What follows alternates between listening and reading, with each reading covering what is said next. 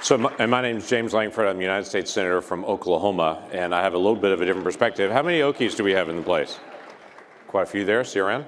I come from this from a little different perspective. I was 22 years in youth ministry before I came into Congress, and knowing that a youth pastor is now a member of Congress either encourages you or terrifies you, depending on your experience with your own personal youth pastor and your own church in the background.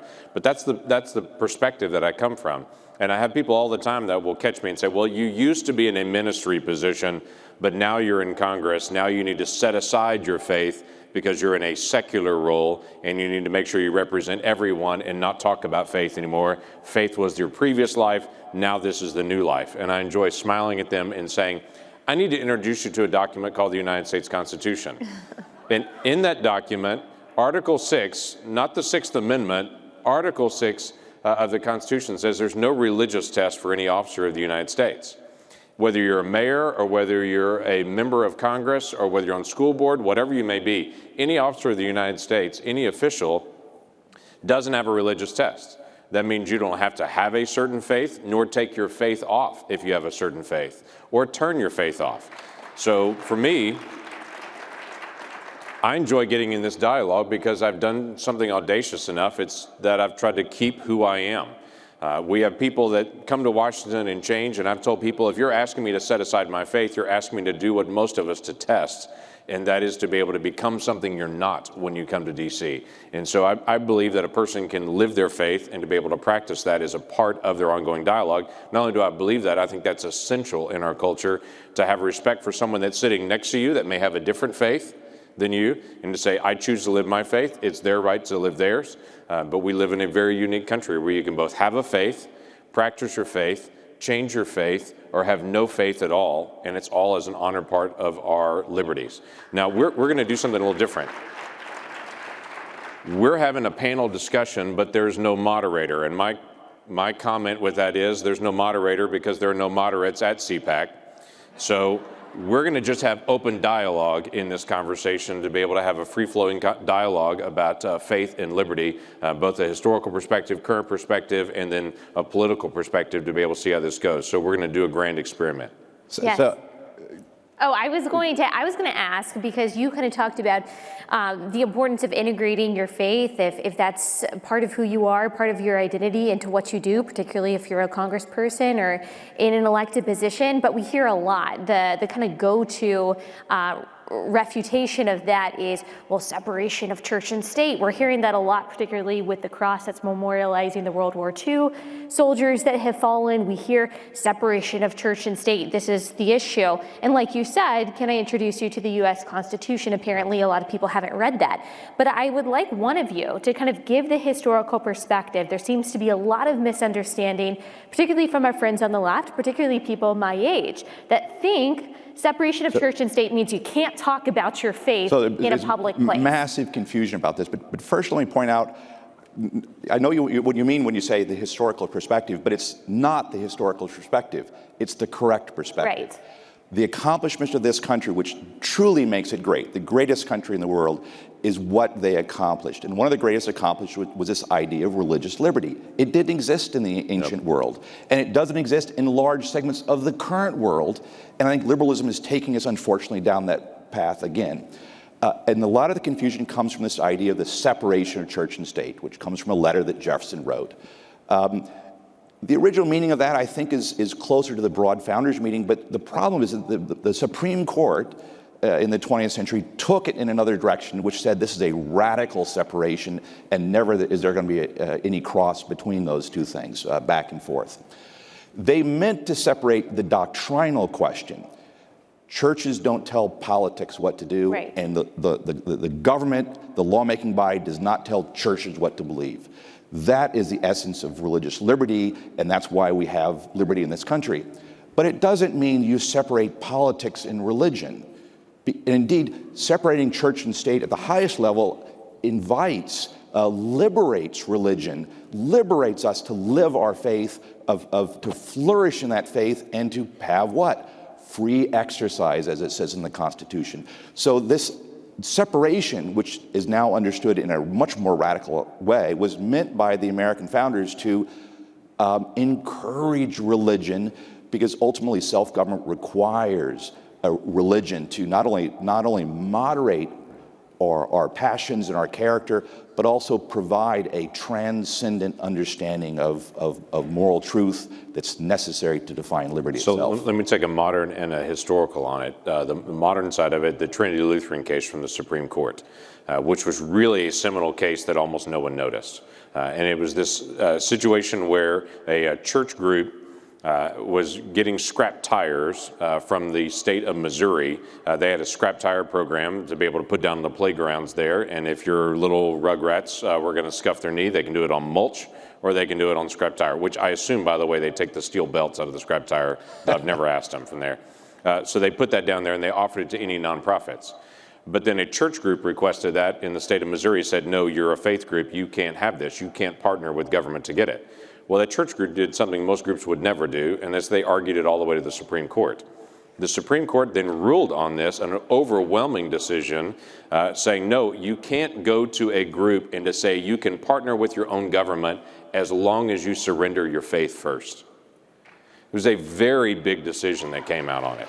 So what that is now being unpacked by this administration is trying to spread that into every grant opportunity, every agency. There are faith-based initiative leaders in all agencies across the federal government asking a central question: are we doing anything as a government that's telling people of faith, no, you can't participate with us because you have faith?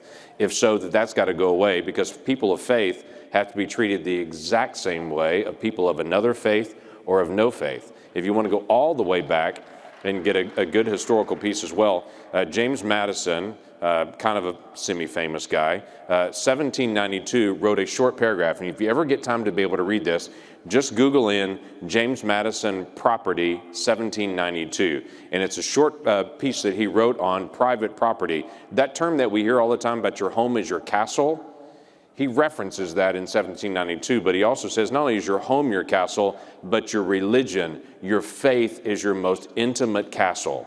It is your most intimate piece of property, and government does not have the right to come invade your castle, nor do they have the right to come invade your most private castle, your religious faith as well. So it's a big deal that we've looked at for a very long time. Yeah. Can I add a point to that? Yeah. Absolutely correct, and I like that. But think about it in even simpler terms. You're not saying it was complicated. Right? Well, no, just think about it in terms, when we read the Declaration of Independence, and the idea that all men are created equal, and this is grounded in nature, which is the source of our rights. We talk about liberty and rights a lot. So does the left. The fundamental question here is, what's the source of the rights? What's behind that? Right. And the beauty of the Declaration is you can understand it as a philosophical question, but also as a theological question. And either way you read it, you can't understand liberty as they understood it, and I think as we as conservatives understand it, without an idea that there is transcendence. Because anytime you deny that, which is say that you recognize the possibility that man could be God, yes, whether you're George III and your divine monarch or you're Mao in China, it leads to what? Tyranny. Unless liberty understands itself, unless we understand liberty as not merely being us, but there's something beyond us that is greater than us, that is a higher justice that we cannot here create, that moderates our politics and allows all this to be possible. And if you lose that understanding, that foundation of what liberty means, you're going to start going down that road towards a reshaping of man, like the communists or the socialists want to do, or just kind of a decadent decline of the culture that has no meaning, and people are looking for it, and it's not there anymore. And it's really the genius behind C.S. Lewis's moral lawgiver argument that we read in Mere Christianity, that other people have reiterated in different ways. It's the idea that everyone believes, everyone on earth, it's this thing that has stumped secular sociologists for a long time, that people of different cultures and in different parts of the world all share this idea of a higher moral law, that there is some idea of a human right and some things are wrong. Some things are in violation of a human right. Even if we disagree on the manifestations of that, Everyone kind of agrees that there are some things that you are just born with. And yet, even the people who say that they are proponents of proponents of rights, proponents of liberty, sometimes deny that there is a moral lawgiver, a transcendent force, as you said, that is giving us those things. I found it to be very important with my generation, who insists that everything is a right, even privileges are rights. Many times millennials also are religious nuns. We're the largest generation of religious nuns. We are secularists. To start with the rights argument and to say, okay, do you believe that some things are right and wrong? Do you believe that you have rights that you were born with that President Trump shouldn't be able to take away? That gets a resounding yes from most millennials. And then back up from there and say, why? Where does it come from? And typically it gets people to think, why do you believe in human rights? Why do you believe that there are some things that are just wrong, some things that are just right? If you truly just believe in survival of the fittest, if you truly just believe in natural selection, you have no right to say that someone stealing from you is wrong, or doing whatever advances your own interests is wrong. But there's something in us that says no. There is a righteousness that exists. There is a drive in us for justice. And it's important for us to think about that. So often we claim that everything is a right, even the privileges, without thinking, well, what are rights? Where did our rights come from? Is there existence of absolute truth? And these are really fundamental questions that at one point a lot of people agreed on. But unfortunately, with postmodernism that is really kind of pervading academia and different parts of our culture, we've started to question the existence of truth. And so what I'm seeing is, you said, though, that only works for so long. People do desire meaning. They do desire truth and morality. And you see, I think, a shift back in towards the direction of people seeking truth. Well, I think one of the mistakes that conservatives have often made, which is a move that the left wanted to make, is we start with rights.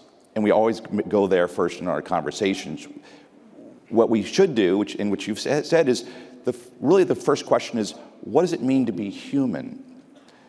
Because that's a different question. What does it mean to be a flourishing human being? What is required for that? Liberty is required. Liberty to do what? It asks a whole different series of questions. The Declaration tells us we have the rights to life, liberty, and the pursuit of happiness. What does that mean, to pursue? We are naturally drawn towards going towards something. Happiness, which is, of course, the great classical objective of human life. And they all understood that that means a complete happiness, which leaves open the possibility and actually points us toward the possibility of coming to understand that happiness as a fulfillment in a beatific vision and understanding God and coming to know those truths.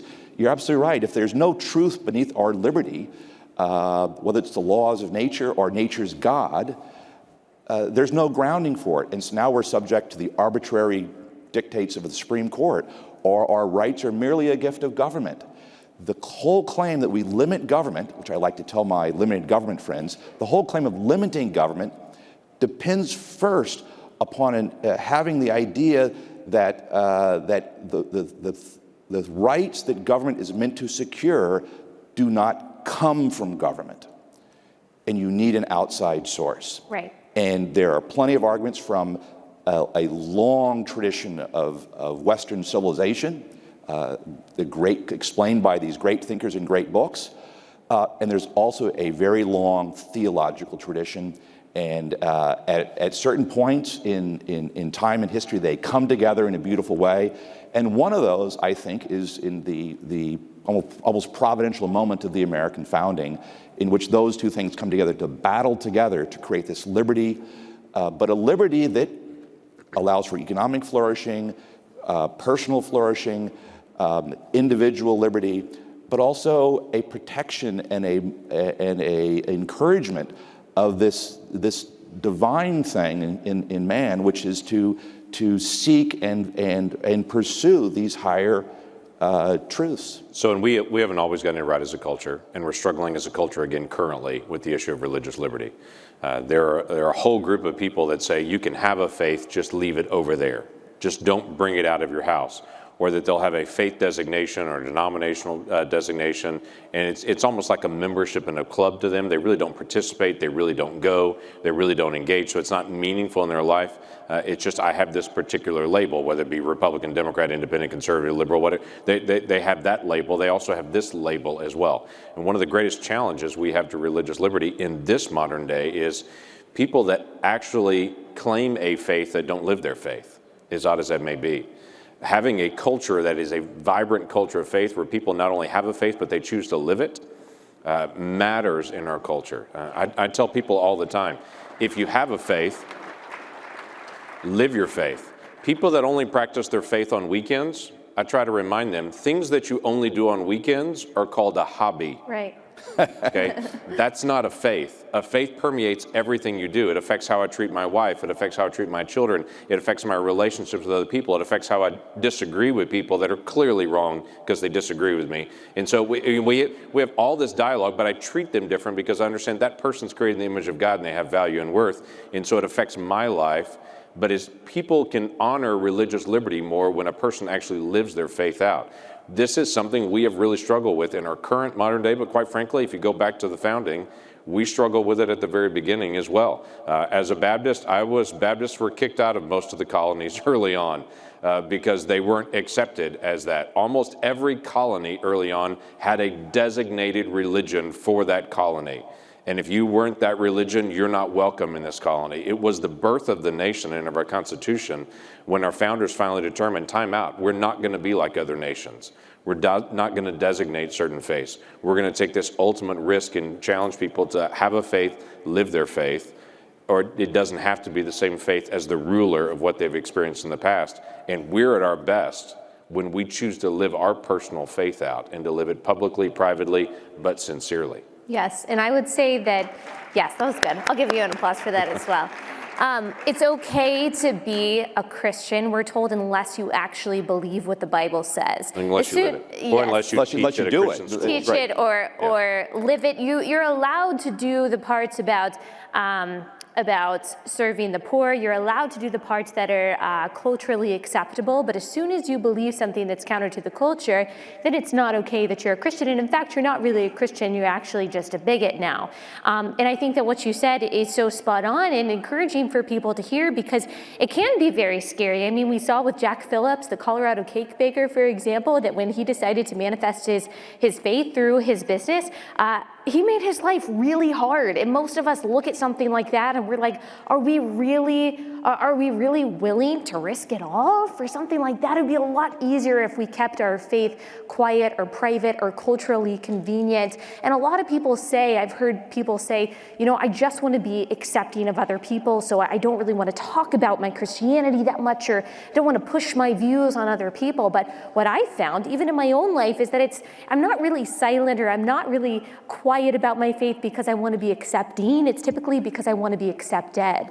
And as Christians, that's fundamentally not what we're called to do. It is supposed to infect, so to speak, or pervade every area of our lives. And that's the kind of faith that converts. That's the kind of faith that changes lives. That's the kind of faith that changes cultures. We've heard over and over again, religion is dying out. Religious nuns are higher than there ever been. That means people who don't identify with a religion. But the fact of the matter is, that's actually not true. There are more religious nuns than ever before, but about 95% of the people that now identify as religious nuns that once were religiously affiliated came from a faith in which they were completely apathetic. It was a weekend kind of faith. It wasn't a daily kind of faith. The kind of faith that's growing in this country and really throughout the world is the kind of faith that captures your whole life. The kind of faith that, as Christ says, you deny yourself, take up your cross and follow him. That's the kind of faith, and particularly the kind of Christianity that's growing throughout the world, even in places like China. And so don't be discouraged by people who tell you that you should stay quiet because your religion and your faith is dying out anyway. It's not. So when you said religious nuns, I just thought you said religious nuns. Yeah. Yes, not Catholic nuns. Sorry, N-O-N-E-S. Sorry for the confusion there. No, great point. The other thing I worry about, and this is especially true with young people, is that they see the world as being unfriendly to their faith. And they want to pull out of that and be, into their own communities. And there's a large movement within conservatism to do this. And I think that's problematic as well, because as I like to tell my friends, you might not be interested in government, but government is always interested in you. That's the problem. Right.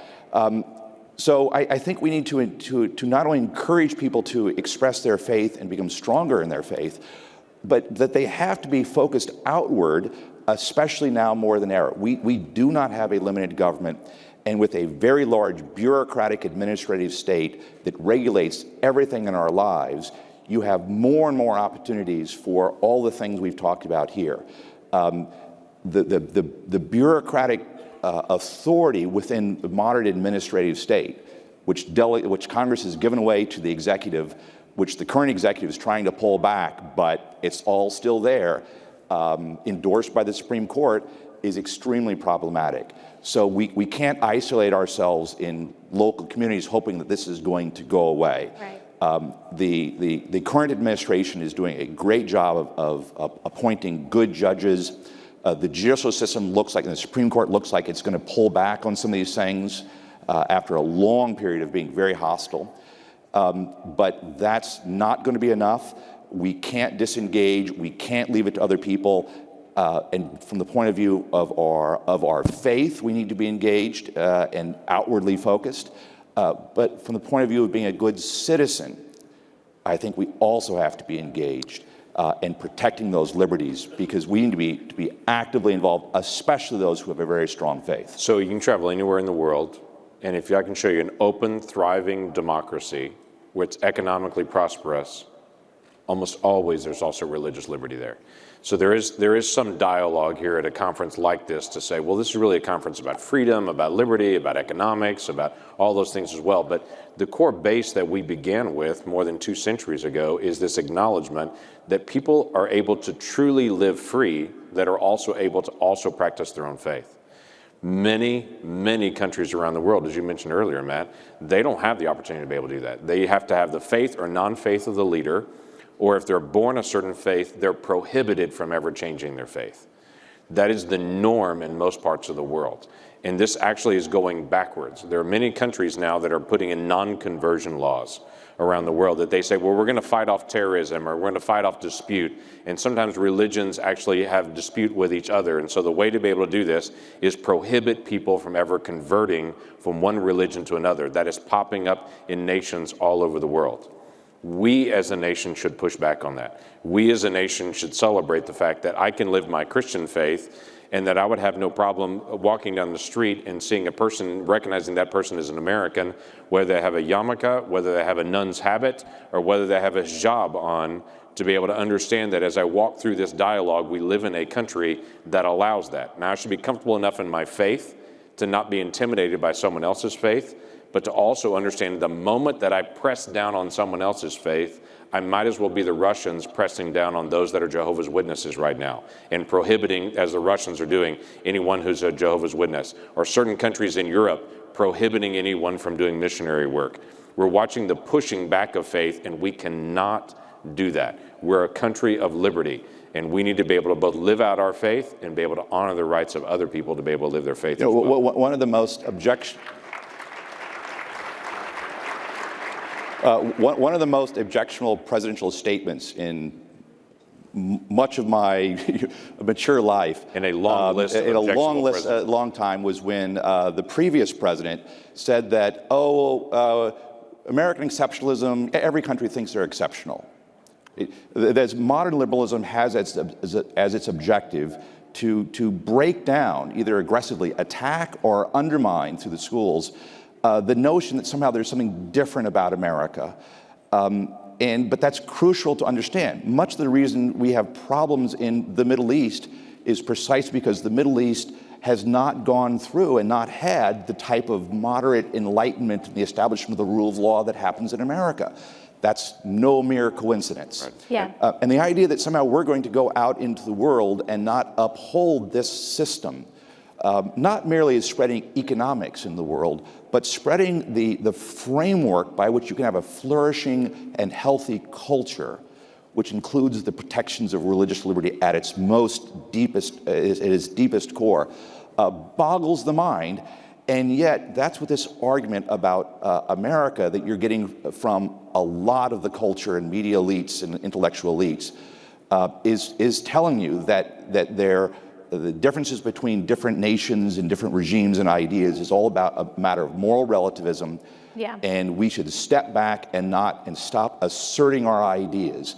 And we need to stand up and say, no, we love this country.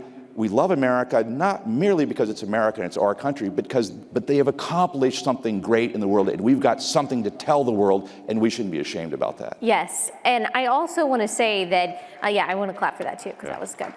I also want to say that it's not necessarily, so a lot of times in this country, people on the right or the left, there are people who say that secularism or the denial of religion, even the repressing of religion, will lead to more freedom, it'll lead to more tolerance, it'll lead to more inclusion. Obviously, that's an ironic statement in and of itself, but there's actually another religion that is taking over, that is dominating. It's not a lack of religion, it's a new religion of postmodernism, of moral relativism, because even the statement that there is no absolute truth is in and of itself an absolute truth. We cannot escape it. And so the people in this country who say, you got to keep your faith at home, we can't tolerate religion, that's going to somehow create a more tolerant society, actually have donned the religion of social justice. They've actually donned the religion of progressivism, where intersectionality is one of their key doctrines and identity politics is part of their worship. And so what we're seeing is not this advancement of atheism or this advancement of agnosticism or secularism. It's the religion of progressivism and social justice and moral relativism that says this is the religion that needs to dominate in order for us to be tolerant. And what we've seen throughout history and what we're already seeing now is that progressivism is not a tolerant religion. Any religion that does not tolerate the existence and does not act in kindness towards other religions can't be seen as tolerant, even though that's really the brand that the religion of progressivism gives. Well said. And but it actually, in an odd way, makes our point. It proves our point, which is man very naturally yearns to know certain things, and it's drawn towards these ideas. Government, especially, but modern culture has tried to push religion into a smaller and smaller and smaller box. You got to keep it at home, or you got to keep it in the confessional. But as a result, a lot of people, especially young people, are still yearning to find something, and they want to know that truth, which unfortunately draws a lot of people into not only crazy ideas like the environment is the new God, but also drives them to despair because they don't see answers out there in a way that I think our system was intended to provide, so there'd be these flourishing religions and churches and opportunities to do these things to find that truth. Right, at the end of the day, our faith matters, and we choose to live out our faith and be able to practice that. It does have an effect not only in our nation and in our culture and our neighborhoods, and we should choose to be able to live that out in the way that matters. And I always get the joy of being able to look at someone of faith and saying, live your faith. Our culture will not be turned around by government. Our culture will be turned around and protected as we acknowledge from the very beginning our rights come from God. That's what has made our rights so separate and unique, and our culture will be preserved by people who live by God's grace and by God's leadership. So thank you for allowing us. I'll say amen for that, and thank you. Yeah, thanks for allowing us to be in the conversation.